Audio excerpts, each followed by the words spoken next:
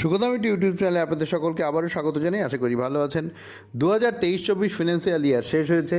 এইবারে আমাদেরকে self appraisal report বা এসএআর করতে হবে গ্রুপে অফিসার যারা আছেন। আজ দেখাবো আইএফএমএসে বা এইচআরএমএসে কীভাবে সেলফ অ্যাপ্রাইজাল রিপোর্টের জন্য হায়ারার্কি সেট করা যায় এবং তা অ্যাপ্রুভ করা যায় গ্রুপে অফিসারদের জন্য। ভিডিওটা স্কিপ না করে পুরো ভিডিওটা দেখুন। ছোট্ট ভিডিওর মধ্যে আমি সম্পূর্ণ অল্টারনেট পদ্ধতিগুলোও বলে দেবো। তো এইবারে প্রথম যেটা আপনাদের করতে হবে, একদম প্রথম থেকে আমি দেখাতে চাইছি, আমি একদম লগ আউট করে দিলাম। লগ আউট করে আমি একদম নতুন করে লগ ইন করবো। প্রথম যেটা আপনাকে করতে হবে সেটা হচ্ছে এই পেজটায় আপনাকে আসতে হবে। তো এই পেজটায় আসবার জন্য জাস্ট আপনি wbifms.gov.in এই ওয়েবসাইটটা আপনি টাইপ করে ক্লিক করবেন। ক্লিক করে দেখবেন আপনার সামনে ঠিক এই পেজটা চলে আসবে, wbifms.gov.in পোর্টাল ইত্যাদি। তো যদি প্রয়োজন হয় আমি ডেসক্রিপশন বক্সে এই লিঙ্ক দিয়ে দেবো ওয়েবসাইটটার, আপনারা ডাইরেক্ট এই পেজে চলে আসতে পারবেন, বা আইএফএমএসের পেজের লিঙ্কটা আমি দিয়ে দেবো। এরপরে দেখুন কি করতে হবে আপনাকে, লগ ইন কোথা থেকে করবেন। লগ ইন কিন্তু করতে হবে আপনাকে ই সার্ভিস ফর এমপ্লয়ি থেকে। এই এইচআরএমএস বা অ্যাডমিন লগ ইন এসব জায়গা থেকে কিন্তু লগ ইন করা যাবে না। সেলফ অ্যাপ্রাইজাল রিপোর্টের ক্ষেত্রে আবারও বলছি ই সার্ভিস ফর এমপ্লয়ি থেকে আপনাকে লগ ইন করতে হবে। তো ই সার্ভিস ফর এমপ্লয়ির কার্সার নিয়ে গেলেই সাইন ইন অপশানটা পাচ্ছি।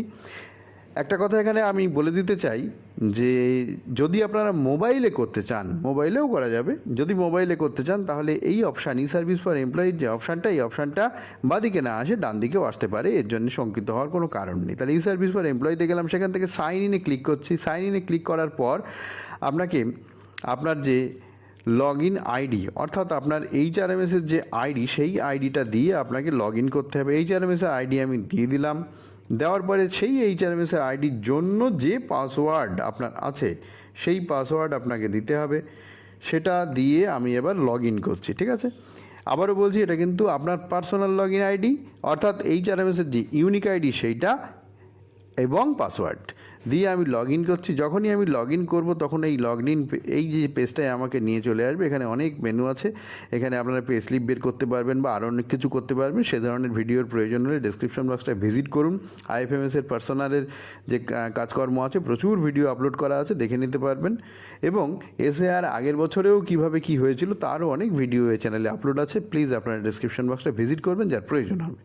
এরপরে সেলফ অ্যাপ্রাইজাল রিপোর্টের জন্য যদি আপনার হায়ারার্কি সেট করতে হয় তাহলে যেটা করতে হবে, এই মাই অ্যাপ্রাইজালে ক্লিক করতে হবে। মাই অ্যাপ্রাইজালে ক্লিক করার পরে দেখুন যে অপশানগুলো খুলছে তার মধ্যে ভিউ ক্রিয়েট অ্যাপ্রাইজাল হায়ারার্কি, তারপরে ইনিশিয়েট সেলফ অ্যাপ্রাইজাল। এই হায়ারার্কি ক্রিয়েট করার পরে অ্যাপ্রুভড হওয়ার পরে ইনিশিয়েট সেলফ অ্যাপ্রাইজালটা করা যাবে, অর্থাৎ কিনা এসএআরটা এখান থেকে করা যাবে। তো আগে সেলফ অ্যাপ্রাইজালের হায়ারার্কিটি ক্রিয়েট করতে হবে, তার জন্য ভিউ ক্রিয়েটে আমি ক্লিক করছি। ক্লিক করার পরে দেখবেন এইখানে ফিনান্সিয়াল অ্যাপ্রাইজাল ইয়ারটা দিতে হবে। যে ফিনান্সিয়াল ইয়ারটা ইতিমধ্যে ইমিডিয়েটলি শেষ হলো সেই ফিনান্সিয়াল ইয়ারটা, একটু আগেই বললাম যে 23-24, সেই 23-24 ফিনান্সিয়াল ইয়ারটা এখান থেকে সিলেক্ট করে দিয়ে দিতে হবে। দেওয়ার পরে দেখুন এইচআরএমএস আইডি, এই আইডিটাই হচ্ছে আপনার আইডি বা নেমটা আপনার দেখা যাবে, নামটা এখানে দেখা যাচ্ছে।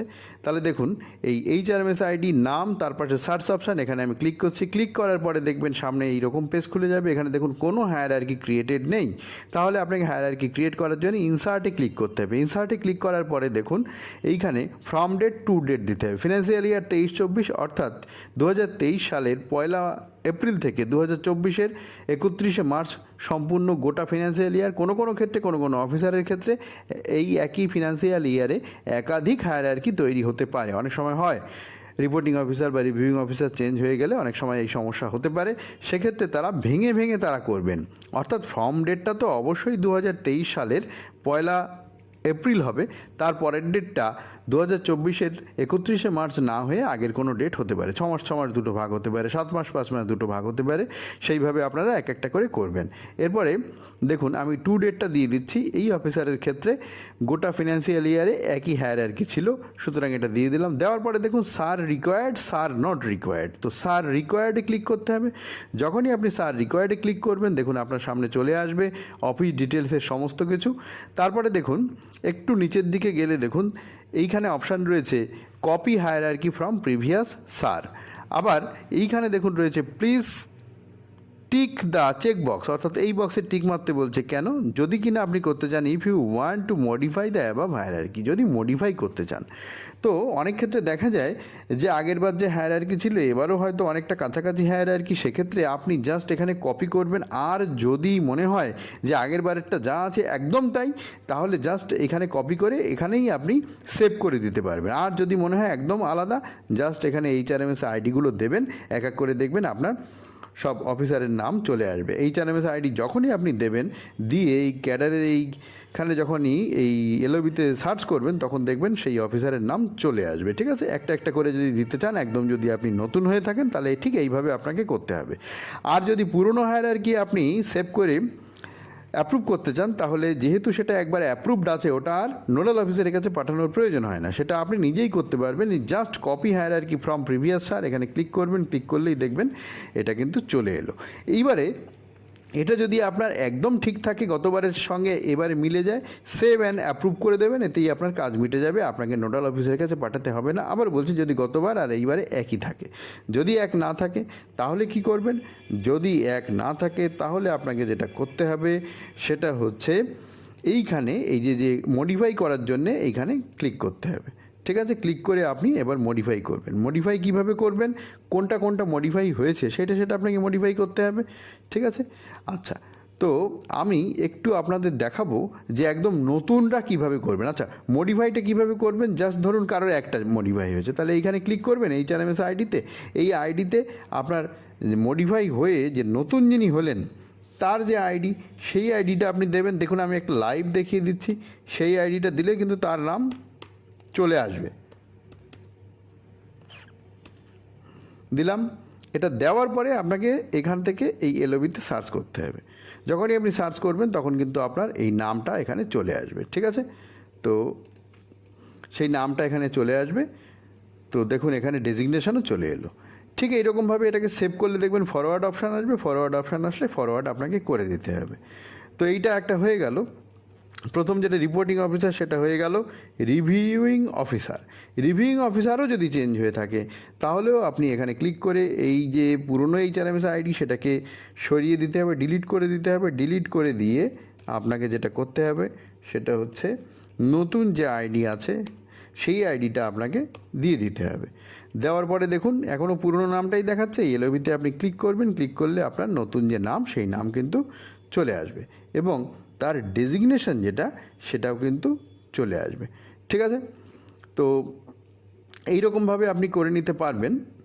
এইখানে আমি এটাকে ক্লোজ করে দিচ্ছি। অনেক সময় কি হয়, এই যে ডেজিগনেশনগুলো, সেই ডেজিগনেশনগুলো না মিললে এরকম ওখান থেকে সিলেক্ট করতে হয় বা এইসবগুলো করতে হয়। ঠিক আছে, তো এখানে দেখুন সব ক্যাডারও মিলে গেল, সব কিছু মিলে গেল। মিলে গিয়ে জাস্ট এটাকে সেভ অ্যান্ড ফরওয়ার্ড করে দিলেই কিন্তু এটা নোডাল অফিসারের কাছে চলে যাবে।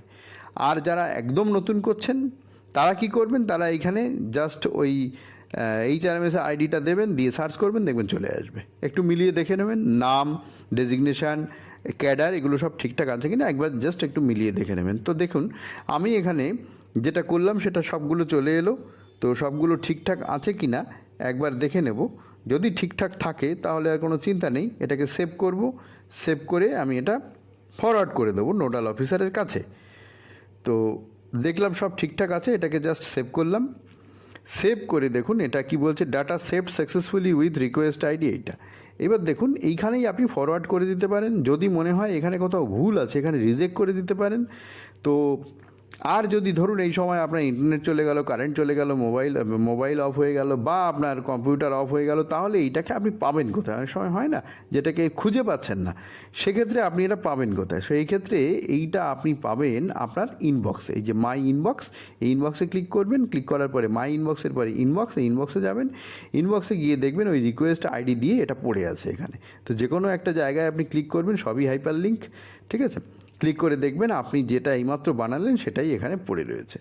তো যেটা আপনি বানিয়েছেন সেটা যদি আপনার মনে হয় যে আপনি আবারও একবার ভালো করে চেক করে দেখবেন যে এর মধ্যে কোথাও ভুল ভ্রান্তি আছে কি না, অবশ্যই আপনি চেক করে দেখতে পারেন যে কোথাও কোনো ভুল ভ্রান্তি আছে কি না।